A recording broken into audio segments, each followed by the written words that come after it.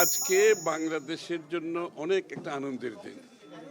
বিগত 15, 16, 17 বছর ধরে মানুষের ত্যাগ স্বীকার করেছে, তারা জীবন দিয়েছে, তারা গুম হয়েছে, খুন হয়েছে, মিথ্যা মামলার শিকার হয়েছে, চাকরি হারিয়েছে, ব্যবসা হারিয়েছে, নিঃস্ব হয়ে গেছে বাংলাদেশে। বহু ত্যাগের বিনিময়ে আমরা আমাদের আজকে ভোটাধিকার ফিরে পেয়েছি।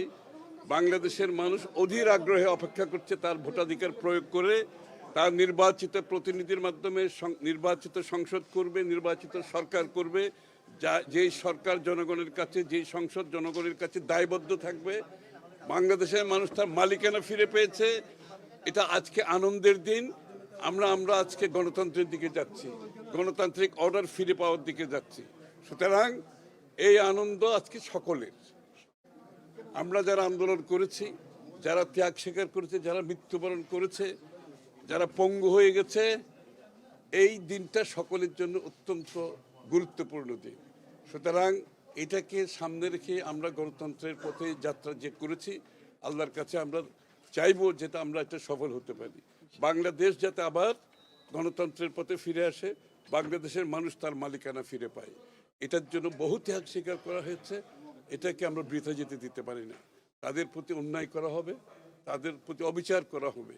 এখান থেকে যদি কোনো ব্যত্যয় ঘটে, সুতরাং সবাইকে জনগণের উপর আস্থা রেখে নির্বাচনের দিকে এগিয়ে যেতে হবে। এর অন্য কোনো পথ নাই, একটাই পথ। মানুষ জনগণের উপর আস্থা রাখতে হবে, নাগরিকের উপর আস্থা রাখতে হবে এবং তাদের উপর আস্থা রেখে তাদের মতামতের পরিপ্রেক্ষিতে আগামীর বাংলাদেশ চলতে হবে। এটাই হচ্ছে গণতন্ত্রের মূল মন্ত্র। এটা আমরা সকলে বিশ্বাস করতে হবে। একে অপরের প্রতি সহনশীল হতে হবে। আমাদের রাজনৈতিক সংস্কৃতি বদলিয়ে অপরের সাথে দ্বিমত পোষণ করেও আমরা তার মতের প্রতি শ্রদ্ধা জানাতে হবে, সম্মান জানাতে হবে। একটা সহনশীল রাজনৈতিক সংস্কৃতি আমাদেরকে চালু করতে হবে আগামী দিনে। দুইটা জোট এখন 8 দলীয় জোট, বিএনপি নেতৃত্বে আর জামাতের নেতৃত্বে 10 দলীয় জোট। এই জোট কি নির্বাচনের ব্যাপারে আপনি কি বলেন? না, জোট তো হতেই পারে, এটা তো সকলের অধিকার। প্রত্যেকটি দলের অধিকার আছে তারা কিভাবে নির্বাচনে যাবে, কৌশল আছে। সুতরাং এটা সকলের অধিকার, এটাকে আমরা স্বাগত জানাই। বাংলাদেশের মানুষ দিনের শেষে সিদ্ধান্ত নেবে কাদের মাধ্যমে এই দেশে গণতন্ত্র আগে ফিরে এসেছিল। বিগত দিনে একদলীয় শাসনের পরে, এরশাদের সময় এবং বিগত 11-11 পরে দীর্ঘ সময় কাদের মাধ্যমে গণতন্ত্র ফিরে আসছে বাংলাদেশের মানুষের তো অজানা নয়। আজকে বাংলাদেশের মানুষের প্রত্যাশা হচ্ছে গণতন্ত্র ফিরে পাওয়া। কোন দলের মাধ্যমে বারবার গণতন্ত্র ফিরে এসেছে, কারা গণতন্ত্রের টর্চ বেয়ারার, কারা গণতন্ত্রের জন্য সব কিছু বিসর্জন দিতে রাজি আছে, বাংলাদেশের মানুষের তো অজানা নাই। সুতরাং তারা জানে আগামী দিনে কাদের মাধ্যমে বাংলাদেশে আবার গণতন্ত্র ফিরে আসবে। বাংলাদেশে আবার উন্নয়ন বলতে সঠিক উন্নয়ন, ওই বাটপারি চুরির উন্নয়ন না, সঠিক উন্নয়ন যেখানে প্রত্যেকটি মানুষের কাছে উন্নয়নের সুফল পেতে পারে, তারা অংশগ্রহণ করতে পারে। বাংলাদেশের মানুষ জানে এবং আমি নিশ্চিত আগামী নির্বাচনে তাদের ভোটাধিকার প্রয়োগ করে সেটা তারা আবারও প্রমাণ করবে। বাংলাদেশকে সত্যিকারের একটি স্বাধীন সার্বভৌম, একটি সত্যিকার অর্থে উন্নয়নের মাধ্যমে প্রত্যেকটি নাগরিকের প্রত্যাশা পূরণ হবে। আমি এই আসন নিয়ে তো